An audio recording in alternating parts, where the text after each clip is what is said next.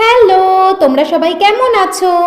আজকে অনেক দিন পর আবার হাসির গল্প নিয়ে এসেছি তোমাদের সামনে। যদিও আজকে গোপাল ভাঁড়ের গল্প নয়, আজকে বীরবলের গল্প। যেরকম গোপাল ভাঁড়কে হাসির রাজা, জ্ঞানের রাজা, রসের রাজা গোপাল ভাঁড় বলা হয়, তেমনি বীরবলকেও বলা হয় হাসির সম্রাট বীরবল। বীরবলের ছিল তীক্ষ্ণ বুদ্ধি, গভীর অন্তর্দৃষ্টি ও আশ্চর্য ধরনের রসবোধ। যে কোনো কঠিন প্রশ্নের উত্তর তিনি অত্যন্ত হালকাভাবে হাস্যরসের মাধ্যমে দিতে পারতেন। বীরবলের সেই বুদ্ধির জোরে সম্রাট আকবর মোহিত হতেন। সম্রাট চিন্তা আর বিমর্ষ ভাব কাটিয়ে আনন্দ উৎফুল্ল হয়ে বারবার বীরবলকে শাবাশি দিতেন। এমনভাবেই সম্রাট আকবরের অত্যন্ত প্রিয় পাত্র হয়ে উঠেছিল বীরবল। আশা করছি রসে টইটুম্বুর এই বীরবলের সব গল্পগুলো ছোটদের ভীষণ মন কাড়বে, তেমনি বড়রাও শুনে খুশি হবেন। তাহলে আজকের বীরবলের গল্পগুলো শুনে নেওয়া যাক। আজকের প্রথম গল্প সম্রাটের সভায় জ্ঞানের ভাণ্ডার। আকবরের সুন্দর একটি প্রমোদ আবাস ছিল যমুনার তীরে।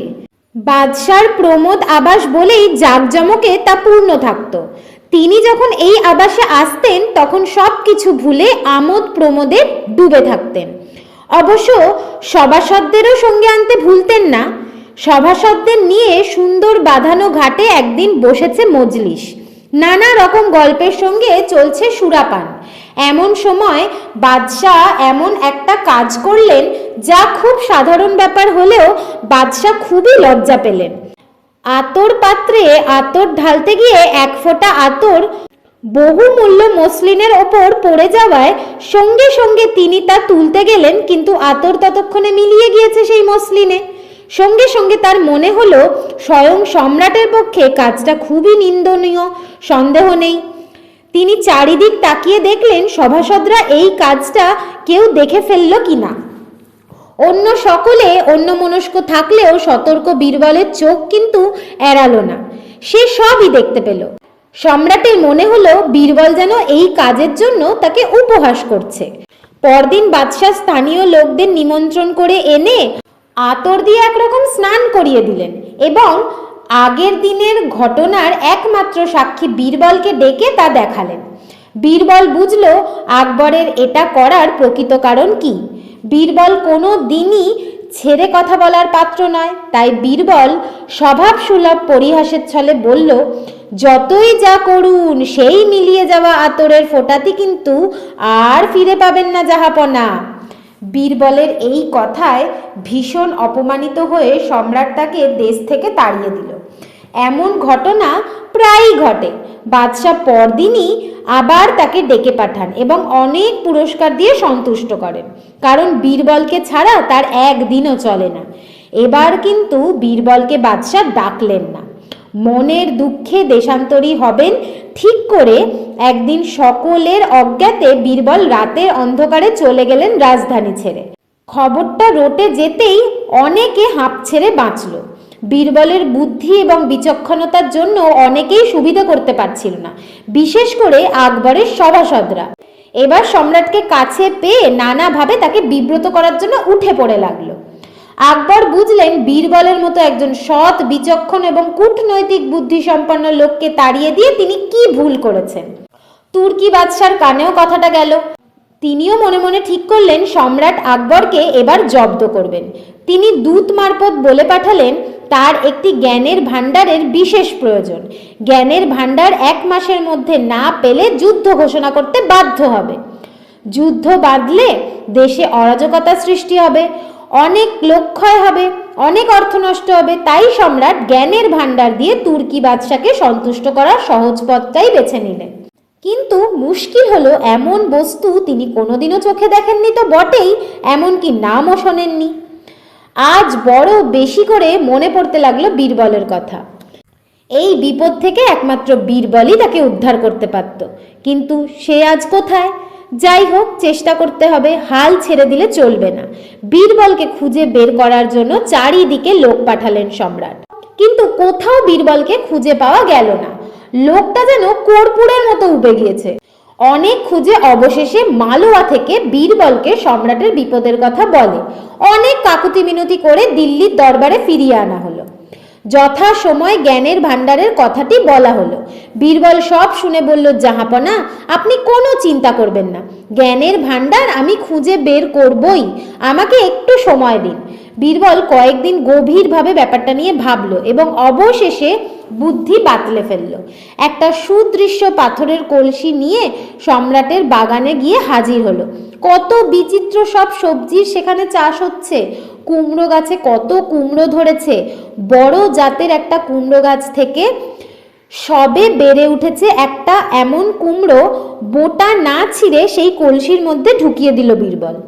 কুমড়োটি কয়েকদিনের মধ্যেই বড় হয়ে কলসির সমস্ত জায়গা জুড়ে ফেলল। এবার সেই কুমড়োর বোটাটি কেটে কুমড়ো সমেত সেই কলসিটি বাদশাহ আকবরকে দিয়ে বলল, জাহাপনা, আপনি এই জ্ঞান ভাণ্ডারটি তুর্কি বাদশার কাছে পাঠিয়ে দিন এবং লিখে দিন আপনার নির্দেশ মতো জ্ঞান ভাণ্ডার পাঠানো হলো। জ্ঞান আহরণের সময় যদি কলসির কিছু মাত্র ক্ষতি হয় তবে আপনাকে এর জন্য প্রচুর ক্ষতিপূরণ দিতে হবে এবং তা না দিলে যুদ্ধক্ষেত্রে আমার সঙ্গে আপনার দেখা হবে।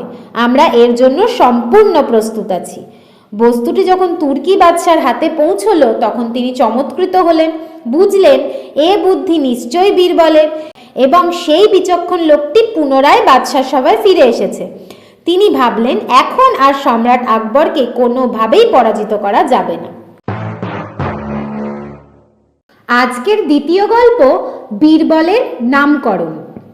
একবার প্রচণ্ড গরমের সময় সম্রাট আকবর তার পাত্রমিত্র নিয়ে শিকার করতে বেরিয়েছেন। ঘোড়ায় চড়ে গভীর বনের মধ্যে মাইলের পর মাইল শিকারের সন্ধানে ঘুরে সকলেই খুব পরিশ্রান্ত এবং তৃষ্ণায় কাতর হয়ে পড়লেন। আকবর তার সঙ্গীদের বললেন, বনের মধ্যে বৃথা না ঘুরে গ্রামের দিকে যাওয়া যাক, সেখানে নিশ্চয়ই জলের অভাব হবে না। গ্রামের সন্ধানে যাওয়ার পথে যেতে যেতে তারা দেখলেন একটি ছেলে মাথায় কাঠের বোঝা নিয়ে আপন মনে পথ চলছে। ছেলেটির কাছে গিয়ে সম্রাট বললেন, ছোকরা শোনো, এখানে ধারে কাছে কোনো জলাশয় আছে? ছেলেটি বলল, হ্যাঁ আছে, আমাদের বাড়ির পাশেই একটা প্রকাণ্ড জলাশয় আছে, খুব ঠান্ডা জল, আমরা তো ওই জলই খাই। জল খেয়ে প্রকাণ্ড বটগাছটার নিচে ছায়ায় বিশ্রামও নিতে পারবেন। আকবর ও তার সঙ্গীরা ছেলেটির কথাবার্তায় খুবই মুগ্ধ হলেন এবং তাকে ঘোড়ায় তুলে নিলেন। পথে যেতে যেতে ছেলেটির বুদ্ধিদীপ্ত চোখ মুখ দেখে সম্রাট স্নেহ ভরে জিজ্ঞেস করলেন, তোমার নাম কি? ছেলেটি নিজের নাম না বলে উল্টে সম্রাটের দিকে তাকিয়ে বলল, আগে বলুন আপনার নাম কি? সম্রাট এই উত্তর শুনে প্রথমে থতমত খেয়ে গেলেন। ছেলেটির সাহস তো কম নয়, এত বড় দুঃসাহস! তিনি ক্রুদ্ধ কণ্ঠে বললেন, তুমি জানো আমি কে? ছেলেটি তো ভয় পেলই না, বরং একগাল হেসে বলল, আপনি কি আমাদের গ্রামের পূজারী ব্রাহ্মণের নাম জানেন? আমি কি করে জানবো? আমি কি ওই গ্রামে বাস করি? আমারও ওই একই উত্তর। এমন বুদ্ধিদীপ্ত কথার উত্তর শুনে সম্রাট মুগ্ধ হলেন। কিছুক্ষণের মধ্যেই সকলে ওই জলাশয়ের ধারে এসে উপস্থিত হলেন। ছেলেটির কথা এক বিন্দুও মিথ্যে নয়। টলটলে ঠান্ডা জল খেয়ে সকলেই তৃষ্ণা নিবারণ করলেন।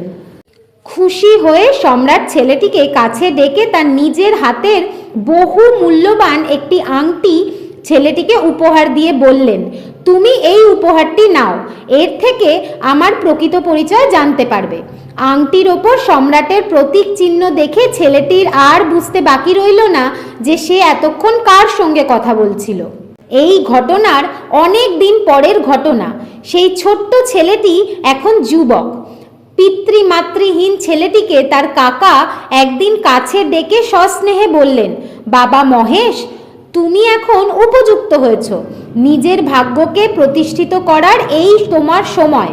তুমি এবার বিদেশ যাত্রা করো, অনেক অভিজ্ঞতা লাভ করে অভিজ্ঞ হও এবং জীবনে প্রতিষ্ঠিত হও। তোমার বাবা বেঁচে নেই, তিনি আজ বেঁচে থাকলে এই উপদেশই তোমাকে দিতেন। তোমার বুদ্ধি আছে, আমার বিশ্বাস সৎ পথে থেকে তুমি একদিন অবশ্যই প্রতিষ্ঠা লাভ করবে। কাকার এই উপদেশ খুশি মনেই গ্রহণ করল যুবক মহেশ। সে ঠিক করল দিল্লিতে সম্রাটের দরবারে গিয়ে সেই উপহার পাওয়া আংটিটি দেখিয়ে আকবরের কৃপা প্রার্থী হবে। মহেশের ইচ্ছার কথা শুনে মা মনে বড়ই ব্যথা পেলেন।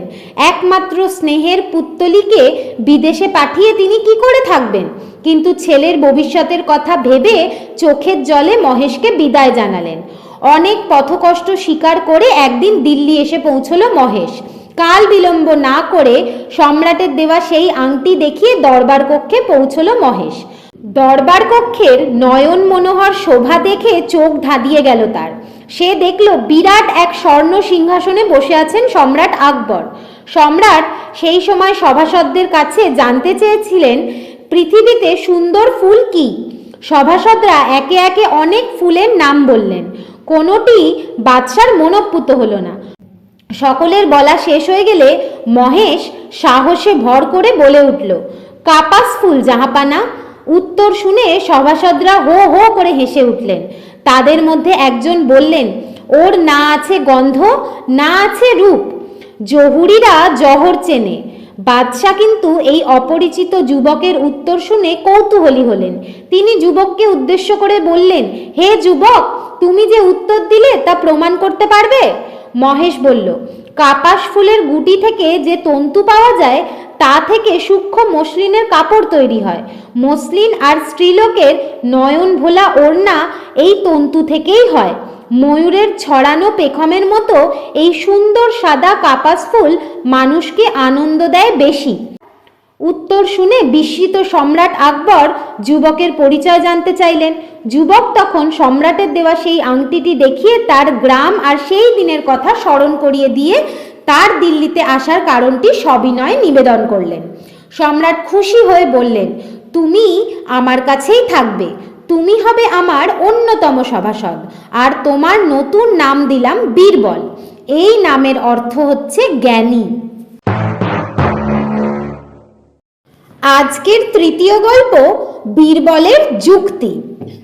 একদিন সম্রাট বীরবলকে নিয়ে দিল্লির বাইরে গিয়েছিলেন। শহরের আবহাওয়া থেকে নির্জন বনে কিছুক্ষণ কাটানোই তার উদ্দেশ্য ছিল। ঘোড়ার পিঠে ঘুরতে ঘুরতে ক্লান্তি বোধ করায় বিরাট একটা বট গাছের তলায় শীতল ছায়ায় বিশ্রাম করার জন্য ঘোড়ার পিঠ থেকে সম্রাট নামলেন। তিনি দেখলেন এক বৃদ্ধা মাথায় কাঠ নিয়ে বনের পথ দিয়ে চলেছে। বৃদ্ধার এই কষ্ট দেখে তিনি খুব দুঃখ পেলেন। মনে মনে ভাবলেন, আল্লাহর দুনিয়ায় এই বৃদ্ধার খাটার ক্ষমতা না থাকলেও একে খাটতে হচ্ছে। আর আমার বেগমের কত দাসীবাদী, কোনো কাজই তাকে করতে হয় না। বিশ্রামের পর প্রাসাদে ফিরে এসে তিনি বেগমের জন্য নিযুক্ত করা সব দাসদাসীদের মাইনেপত্র মিটিয়ে দিয়ে বিদায় দিয়ে দিলেন। বেগম সম্রাটের এই অদ্ভুত কাজে খুবই বিস্মিত হলেন, কিন্তু কিছু বললেন না। বেগমকে বললেন, এখন থেকে তোমার নিজের কাজ এবং হারেমের সব কাজ তোমাকেই করতে হবে, এই আমার আদেশ। সম্রাটের আদেশ অলঙ্ঘনীয়। মুখ বুজে সম্রাটের নির্দেশ মতো সব কাজ করে যেতে লাগলেন বেগম। যিনি জীবনে কোনোদিন কুটোটি নাড়েননি তিনি কেন পারবেন এত পরিশ্রমের কাজ? দিন দিন পরিশ্রমের ফলে বেগম শুকিয়ে যেতে লাগলেন। শেষে কোনো উপায় না পেয়ে বীরবলের সাহায্য প্রার্থনা করলেন। সব শুনে বীরবল বলল, আপনি কোনো চিন্তা করবেন না, আপনি আমার উপর আস্থা রাখুন, আমি এর একটি বিহিত করবই, আমাকে কয়েকটা দিন সময় দিন। বীরবল প্রাসাদ বাগানে গিয়ে সমস্ত মালীদের এক জায়গায় ডেকে আদেশ দিল, আজ থেকে তো তোমরা বাগানের কোনো কাজ করবে না। আমার আদেশ অমান্য করলে তোমাদের শাস্তি পেতে হবে। সম্রাট কৈফিয়ত চাইলে আমার কথা বলবে।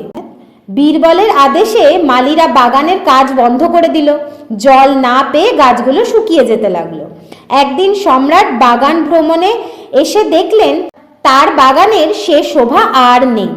পৃথিবীর সেরা ফুল গাছ দিয়ে তিনি যে বাগান সাজিয়েছিলেন তা সব মরমর।